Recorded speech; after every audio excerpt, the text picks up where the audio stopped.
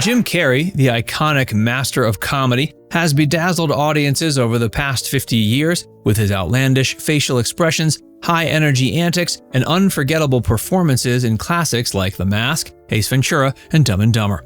To fans of sketch comedy, it seems almost unbelievable that this comedic titan never graced the stage of Saturday Night Live, the legendary show that has been a launchpad for countless comic stars. Despite auditioning 3 times, Carrey never managed to break through the SNL gates. There's even a widespread myth that he was outright banned from the show. Let's dive into the details. A star is rejected, the early auditions. My name is Jim Carrey, and this is my Saturday Night Live audition. Hey, forget that crap. Get on with the stuff that got you expelled. Oh, garçon. Oh, yeah, listen, I think I'll have the swordfish, and I think you'll have the kidney failure.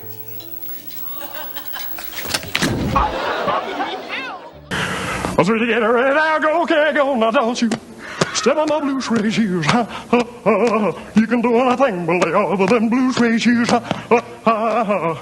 Long before he became a household name, Jim Carrey was a teenager in Toronto doing stand-up comedy. By the time he was 18, he had already caught the attention of industry insiders and was booked as the opening act for the legendary Rodney Dangerfield. This early boost led him to audition for SNL in 1980. The audition tape, which still exists and includes his bizarre and energetic post-nuclear Elvis impersonation, was unlike anything SNL had seen. Unfortunately, it wasn't enough. Carrey didn't make the cut. At the time, SNL went with another young performer, Eddie Murphy, who became the youngest cast member ever on the show. That first rejection could have derailed a lesser performer, but Carrey kept grinding. He returned to the audition stage 2 more times. During one of those attempts, an ominous event set a grim tone. When Carrey arrived at the NBC building in Burbank, a man was on the roof, threatening to jump. Carrey later described it as a dark omen. He powered through the audition, but once again was turned away. That season, the roles he auditioned for went to Dana Carvey and Phil Hartman, both now considered SNL greats. There's no shame in being rejected by SNL. Over the years, the show has turned away an impressive roster of comedic talent. Names like Stephen Colbert, Kevin Hart, Donald Glover, and Lisa Kudrow all tried and failed to make the cut. But what made Carrey's rejection stand out was his sheer originality and the persistence with which he tried to join the cast. Each time, it seemed like the decision makers at SNL couldn't quite figure out what to do with his energy. They saw something, but not something that fit. And therein lies the central problem. According to longtime SNL producer Lorne Michaels, Carrey's audition was never personally reviewed by him. In a 2015 interview with Vanity Fair, Michaels explained, quote, "Jim Carrey never auditioned for me personally. Instead, a staffer reportedly said, 'I don't think Lorne would like it.' That was enough to bounce Carrey from consideration." Whether that judgment was right or wrong, Carrey was never seriously considered again. Finding his color. Hi, I'm Vera Tamilo, and thanks for tuning in. You know, before I learned how to exercise properly, I was a poor excuse for a woman. Though SNL had shut its doors on Carrey, fate had other plans. In 1990, a new sketch comedy series premiered on Fox, In Living Color, created by Keenan Ivory Wayans. The show was bold, edgy, and unafraid to push cultural and political boundaries. And this time, when Carrey auditioned, he was welcomed with open arms.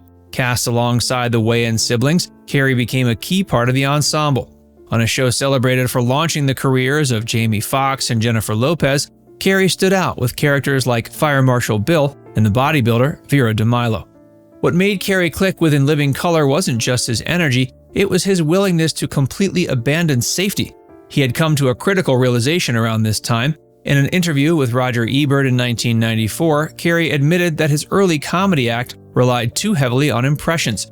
He realized that to truly stand out, he needed to be original. He started experimenting with new material, often improvising entire sets at comedy clubs. Sometimes they bombed, sometimes they landed, but every time he was growing. The environment at In Living Color was the perfect sandbox for this new approach. Unlike the rigid structure of SNL, the Fox series gave Carrey room to stretch. He wasn't trying to impersonate celebrities or squeeze into other people's writing. He was building characters from the ground up, chaotic, weird, and undeniably Carrey. His work on the show remains legendary, and many of the voices and characters he played later found echoes in his film roles. This period marked a turning point. Instead of chasing SNL, Carrey created something unique elsewhere. He no longer needed their platform, he had built his own. His growing fan base, energized by In Living Color, followed him to his first big movies. He didn't land on SNL, but he was now a comedy force all on his own. It's also worth noting that while In Living Color was a rival to SNL in the early 90s, it was far more diverse and experimental. The show frequently tackled race, gender, and class in ways that SNL simply wouldn't. Carrey thrived in that environment. His bizarre, high-energy comedy felt less out of place. Ace Ventura and the rise to superstardom. Bang, chitty, chitty, bang, bang, are fine for standard. Chitty, bang, bang, chitty, chitty, bang, bang, chitty, bang, bang, yeah!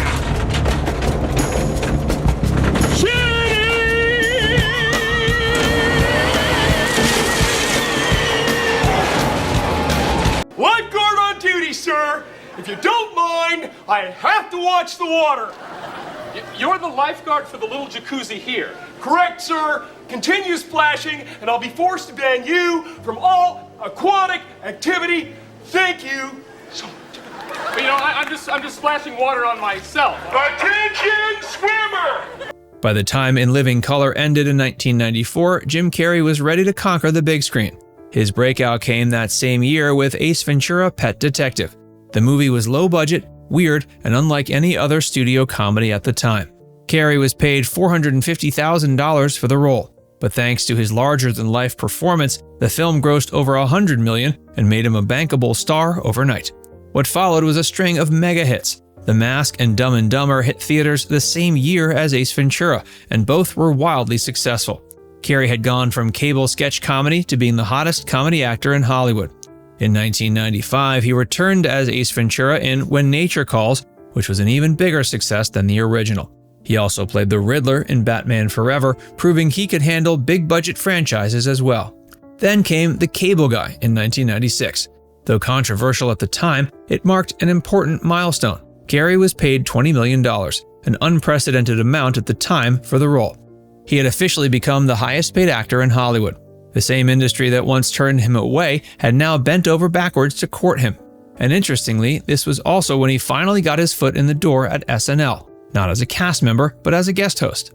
On May 18, 1996, he hosted SNL for the first time, less than 2 months before The Cable Guy premiered.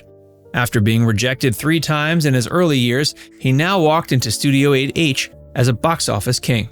This was his revenge tour, but it was quiet and classy. There were no digs or snide remarks about past rejections, just a high-energy performance and sketches that reminded viewers exactly why he was one of the funniest people alive. The moment also put to rest the idea that he had ever been banned from the show. While it's true that SNL gatekeepers kept him out for years, there was never an official ban. His return proved that. But the myth has persisted, partly because fans can't believe someone like Carrey was turned away so many times.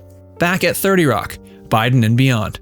His relationship with SNL didn't end with hosting gigs in the 90s and 2000s. In 2020, during the lead-up to the presidential election, the show brought him back for a recurring role, one that surprised many viewers. He was cast to play Joe Biden during SNL's 46th season, appearing in the weeks leading up to the election.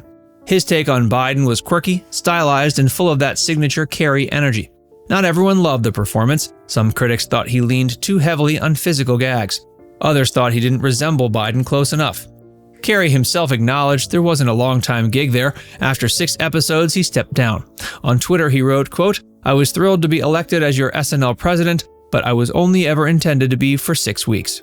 Despite the mixed reviews, his portrayal was a full-circle moment. Decades after being shut out of the cast, Carrey had returned to 30 Rock not just as host, but as a featured political impersonator, the kind of role he once dreamed of. He had achieved, in a roundabout way, everything he once hoped for at SNL.